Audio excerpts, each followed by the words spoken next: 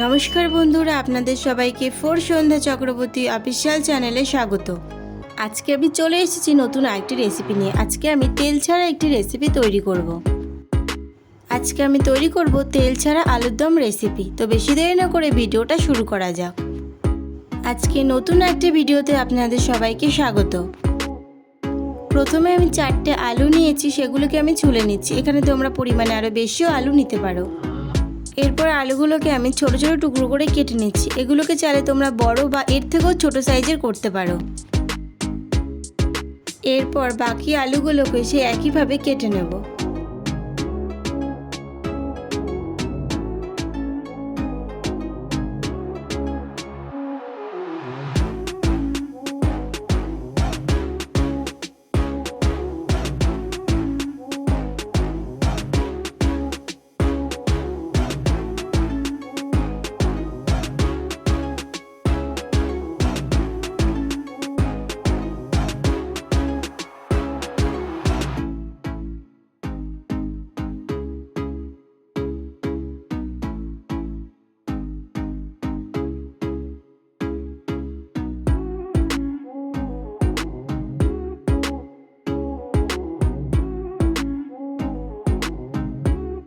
আলু কাটা হয়ে গেছে। এরপর আলুর দম বানানোর জন্য আমি এখানে একটা মাঝারি সাইজের পেঁয়াজ নিয়ে নিয়েছি। পেঁয়াজটাকে ছোট ছোট কুচি করে নেব। তোমরা চাইলে এখানে পেঁয়াজ ব্যবহার নাও করতে পারো।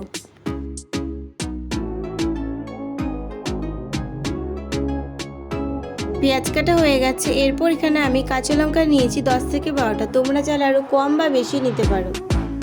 লঙ্কাগুলোকে মাঝ বরাবর কেটে নিচ্ছি। তোমরা চাইলে এখানে লঙ্কাগুলো কুচি কুচি করেও নিতে পারো। এরপর আলুগুলো সেদ্ধ করে নেব। একটা বাটির মধ্যে সব মশলাগুলো নিয়ে নিচ্ছি। আমি এখানে ব্যবহার করছি গোলমরিচ গুঁড়ো, জিরে গুঁড়ো, কাশ্মীরি লঙ্কার গুঁড়ো। তোমরা চাইলে কাশ্মীরি লঙ্কার গুঁড়ো নাও ব্যবহার করতে পারো, হলুদ আর লবণ। এরপর জল দিয়ে গুলে নেব। মশলা তৈরি হয়ে গেছে। এরপর কড়াইটাকে ভালোভাবে গরম করে এর মধ্যে আমি জিরে দিয়ে দেবো। কোনো তেল ব্যবহার করব না, গরম কড়াইতে জিরে দিয়ে দেবো। জিরেটা একটু হয়ে আসলে এর মধ্যে আমি কেটে রাখা পেঁয়াজ কুচি আর লঙ্কা দিয়ে দেবো।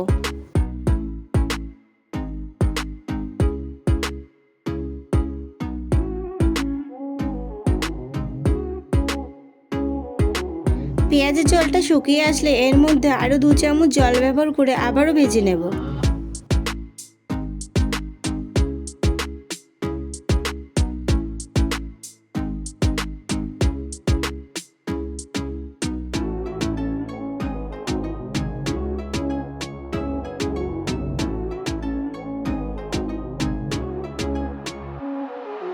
পেঁয়াজটা হয়ে আসলে এর মধ্যে মশলাগুলো দিয়ে দেবো। মশলা দিয়ে 4 থেকে 5 মিনিট ভালোভাবে কষিয়ে নেব।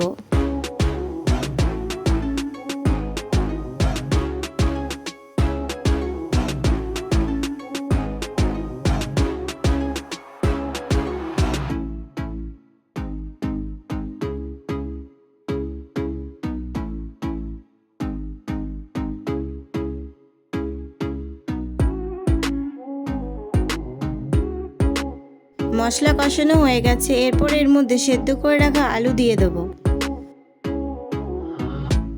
4 থেকে 5 মিনিট আলু কষিয়ে নেওয়ার পর এর মধ্যে আমি জল দিয়ে দেবো।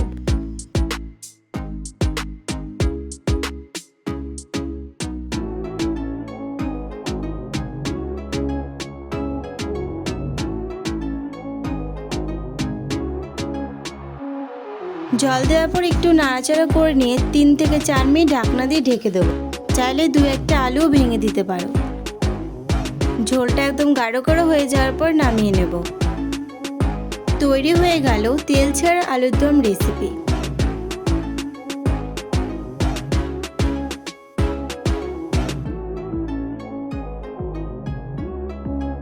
আজকের ভিডিওটা যদি ভালো লেগে থাকে বন্ধুরা, তাহলে সাবস্ক্রাইব করে পাশে থেকো।